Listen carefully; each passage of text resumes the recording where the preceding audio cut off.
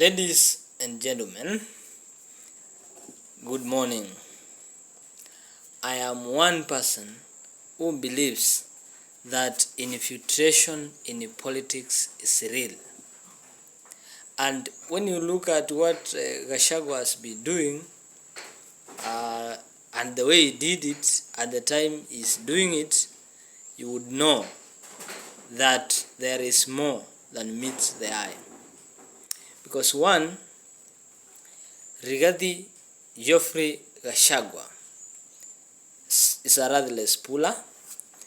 After that, he went around and was interviewed by Oga Obina. During that interview, he said something very, very profound. He said, the IEBC can only make President Ruto president again in 2027 if it is the advisors who are heading the IEBC. Of course, that was just a jibe. But I believe that Gachagua made a mistake by launching a party now. Of course, he is suffering from lack of a party in 2022 trauma. He is coming from somewhere. He said he is correcting some mistakes that he made, but he is making more mistakes. Because as at now, there will be no excitement, and there has been no excitement. The only thing we are interested in the only thing that Kenyans are interested in is what Gachagua is saying, not what Gachagua is doing. It is what Gachagua is saying, because it makes people feel good. It makes people feel what they want to feel. Whether it is true President Ruto was crying in his house, literally, it doesn't matter now.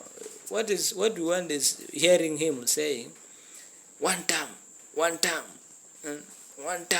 home, Rika Songo. Those are the things that we want Gachagua to say. We need a party from him. He can pull strings from there. Number two, why I believe this is a mistake, there could have been agents of Ruto inside that camp.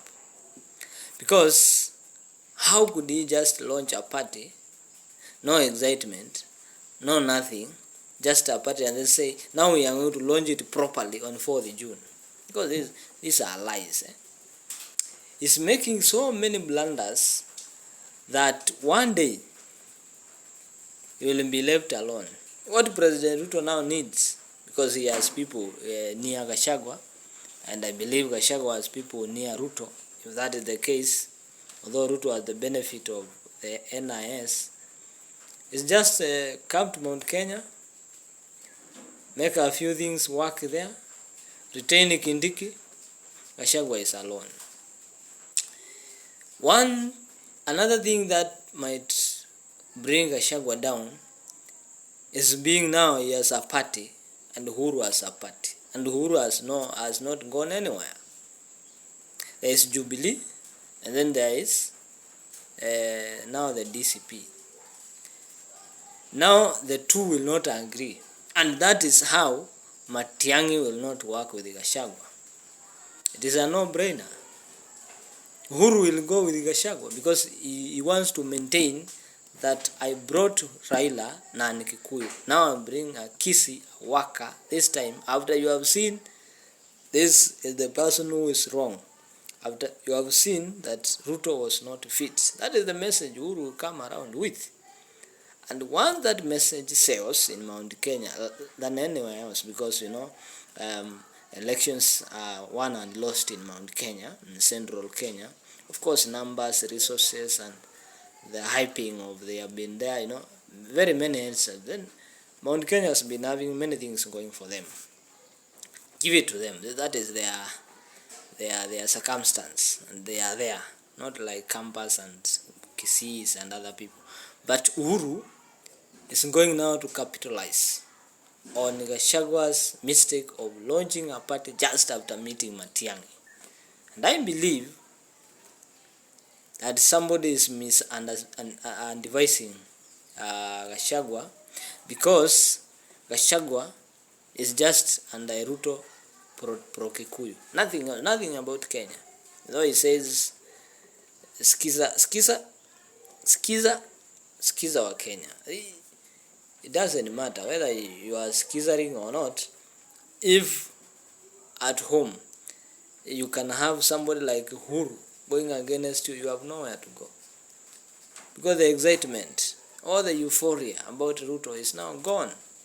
And Mount Kenya will go back to Uhuru without a second thought. And Uhuru will bring Matiangi. And that's how Matiangi will not work with these other characters. Let me give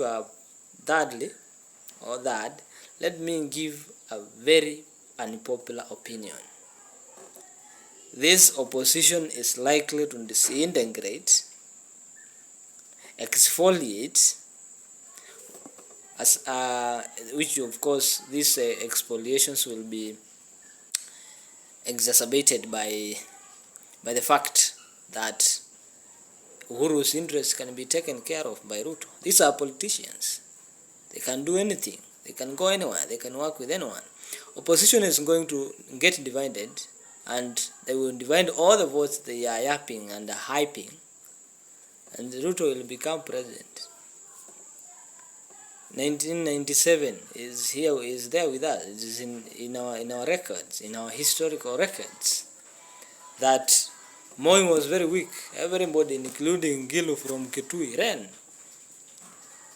On the Kenya, there were two people there. There was Kibaki, there was Matiba.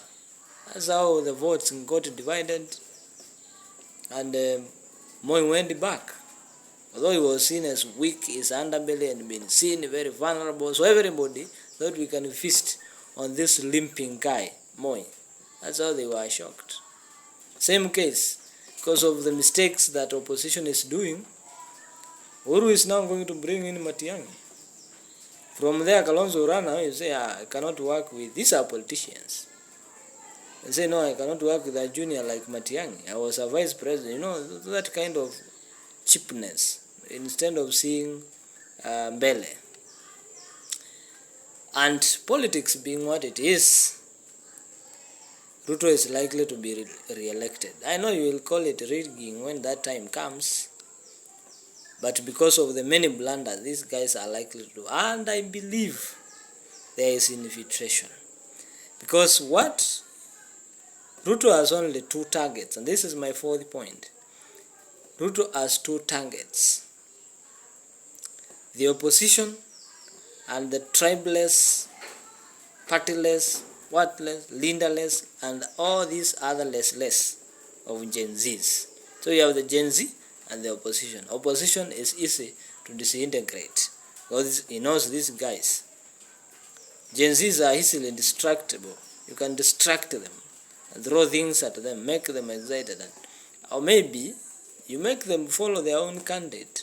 They sink with the opposition having several of them. Sink. So Uhuru and Gachagua are likely to be on a collision course, because there is also Mother Karua's party, unless they form a coalition now, which is highly impossible. Wiper can run away very easily. Is the only serious and working party there. The rest are just shells of their old self. And that is why Matiangi is likely to come and sell in Mount Kenya like never before.